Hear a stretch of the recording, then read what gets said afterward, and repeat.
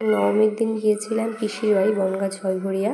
তো পিসির বাড়ি থেকে মাত্র 5 মিনিটের রাস্তা গেলেই রয়েছে ঐতিহাসিক রাখালদাস বন্দ্যোপাধ্যায়ের বাড়ি। তো আমরা এখন সেখানেই যাচ্ছি। তো আমরা 4 জন যাচ্ছি, আমি, বোন, দাদা আর পিসির মেয়ে। তো ও যাচ্ছে সাইকেলে, আমরা 3 জন যাচ্ছি বাইকে। তো এই যে পৌঁছে গেছি। রাখালদাস বন্দ্যোপাধ্যায় হয়তো এমনই একজন ঐতিহাসিক যার নাম ইতিহাসের পাতা থেকে প্রায় মুছে গিয়েছে বললেই চলে। আর আমার মতো এরকম অনেকেই আছে যারা তার কৃতিত্ব সম্পর্কে কিছুই জানেন না কিংবা শোনেননি কখনো। তো আমি আগে একবার এসেছিলাম, তখন বাড়িটা রং করা ছিল না। তো রাখালদাস বন্দ্যোপাধ্যায়ের ঠাকুরদা আজ থেকে প্রায় 300 বছর আগে এই বাড়িতে দুর্গাপুজো স্টার্ট করেছিল। তো সেটাই বংশানুক্রমিকভাবে চলে আসছে। তো এখনও এই বাড়িতে পুজো হচ্ছে। তো সেই পুজো উপলক্ষেই মনে হয় বাড়িটা রং করা হয়েছে। সংস্কারের অভাবে বাড়ির অর্ধেকটা অংশ প্রায় ধ্বংসপ্রাপ্ত। এই সাইডের দিকে হয়তো বাড়ির আরও কিছু অংশ ছিল, সেগুলো এখন বর্তমানে নেই। তো এই যে কিছু কিছু মানুষ দেখতে এসছে এখানে। তো এই দিকটা পুরো একদম জঙ্গল। হয়তো এই দিকটাও কোনো এক সময় ছিল বাড়ির অংশ। এখন মূল বাড়ির এইটুকুনি অংশই শুধুমাত্র আছে। আর এদিকটা রয়েছে দুটো শিব মন্দির।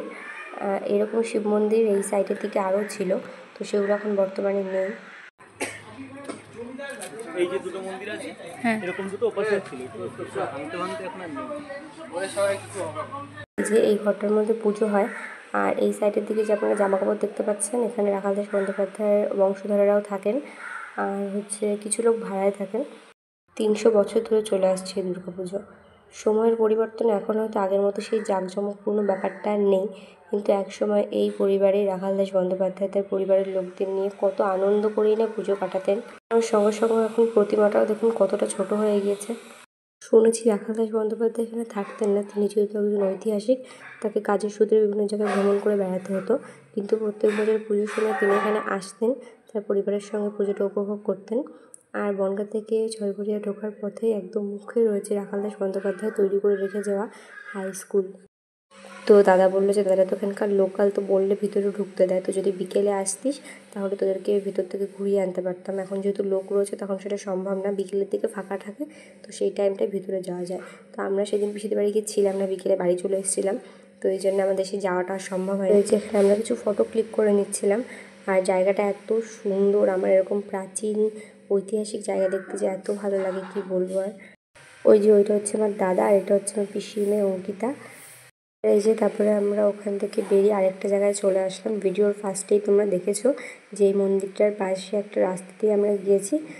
তো এই যে পাশের যে রাস্তাটা দেখতে পাচ্ছ, এই রাস্তাটা দিয়েই রাখালদাস বন্দ্যোপাধ্যায় বাড়ি যেতে হয়। আর এইখানে এই জায়গাটা যে এত সুন্দর, এটা একটা মোড়।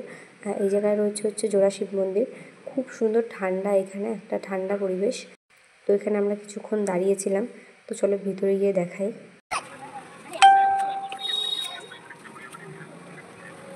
আমাদের ছেড়ে চলে গেছে।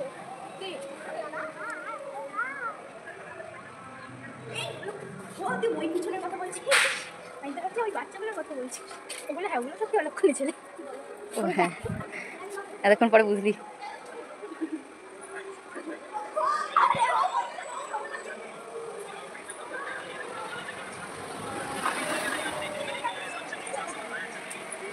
তো এই যে আমাদের ঘোরা কমপ্লিট, এখন আমরা চলে যাচ্ছি পিসির বাড়ি।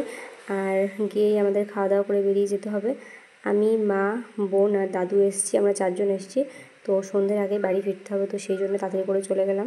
আজকের ভিডিওটা অবধি, টাটা।